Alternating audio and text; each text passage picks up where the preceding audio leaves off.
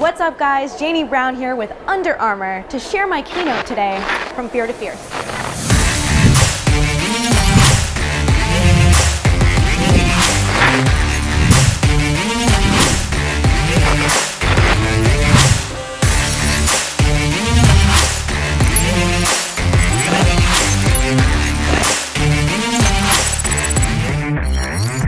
This brings us to the next subject. Fear is not a weakness meant to be extinguished. It's a catalyst for courage and conquest. So there is nothing wrong with you if you have fear. Fear is just an untapped energy source. We are not broken when we feel fear. We're just human. You might be saying, like, how do I turn my fear into fuel? My fear makes me feel afraid. I'm going to give you an example. In order to befriend anything, you kind of have to have compassion for it. In order to have compassion for something, you have to understand it. So let's say you had a teammate walk in and they're like, that tackle just cost us the game, right? Or let's say you have a client that walks in and they're like, or walks out of your session, they're like, you know what? That session today was like, it was kind of a waste of time. Like I didn't really feel like I got what I needed. I didn't feel like you were attuned. Like hopefully next session you'll have your head in the game.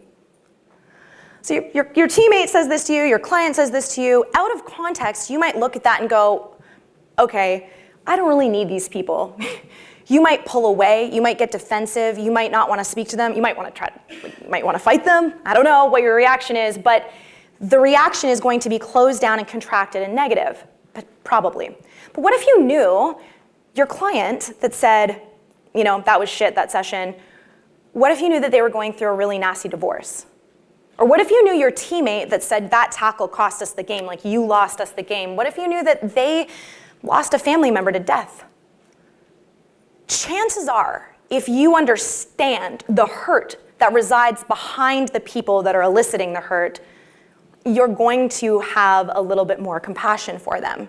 You're going to, instead of wanting to fight them or not be their friend anymore, you're potentially going to be more available to say, how can I support this person?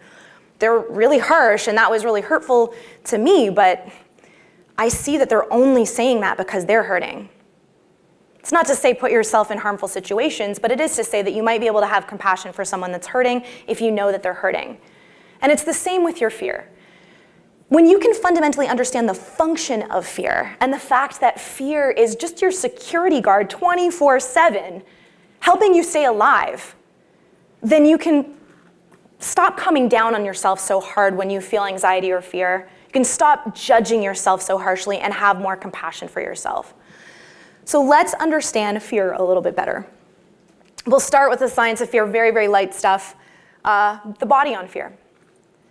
So when you are faced with fear, when your fear is triggered, the sympathetic nervous system gets activated. And in the sympathetic response, many people who have studied the body will know this already. The sympathetic response is fight, flight, freeze, and sometimes please. That's relational, that last one. So when your sympathetic nervous system is activated, a cascade of physiological responses occur. And some examples are there's an immediate adrenaline rush in your body, so things can move faster. There's shallow chest breathing and a rapid heart rate. Your blood moves away from your internal organs and your vital organs and moves towards your extremities so that you can move faster. That response that occurs in the body is really, really helpful when you're in real danger, okay? Now, the counterpart to the sympathetic nervous system is the parasympathetic nervous system. And the parasympathetic response is rest, digest, recover. So when that response occurs, there's another sort of cascade of physiological responses that are almost the opposite to the sympathetic nervous system, and that is controlled breathing and slowed heart rate. Big one is mental clarity and solutions-driven thinking and proper digestion. Now, in 2019, most of us in here who are high performers are more sympathetic dominant, which means that we are going to likely need the pendulum to swing over to the parasympathetic side of things in order to create a balanced autonomic nervous system, okay? But that's not to pathologize the sympathetic response, i.e. demonize the sympathetic response. We need that to perform well and to stay alive. We're going to talk about that next. So for more context, there are two fear triggers: threat and perceived threat. Very simply, threat is real life danger. a bear is coming, there's a fire, okay? In that instance, your sympathetic nervous system, right, pushing blood away from your organs and into your extremities so that you can run faster, your heart beating.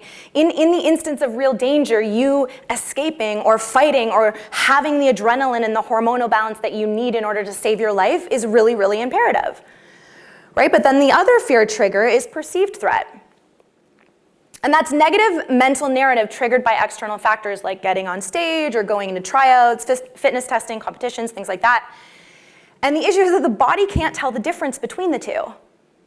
So whether there is an actual immediate threat to your life or whether it's just a perceived threat, your body thinks it's still a threat and everything becomes generalized and you have the same physiological response. And that sucks because if you are trying to ask someone out on a date or you're trying to advance your career in some way or take a risk, and that's a perceived threat, then your body's going to behave the same way. So the goal is to learn how to manage that response outside of the performance environment so that you can live in more of a state of homeostasis on the regular. Just this last piece, perceived threat feels real and should be taken seriously. So we just discussed the body can't tell the difference. It's also to say, don't negate. Like I hear a lot of people saying, well, it's just perceived threat. It's not real. And it's like, it feels real though. And so you still need to deal with that, right? Let's talk about the brain on fear now. This is your brain on fear. The reptilian brain, so when there's this activation of the sympathetic response and there's a either threat or perceived threat, your reptilian brain, which is the lowest part of your brain, shuts down the prefrontal cortex, which is your solutions-driven, rational, logical brain. Okay? And what happens is then the amygdala swoops in, which is the emotional part of the brain, and tries to make sense of what's going on. So the amygdala comes up with these kind of like intense, over-dramatic stories to eliminate ambiguity and prepare you for basically any battle.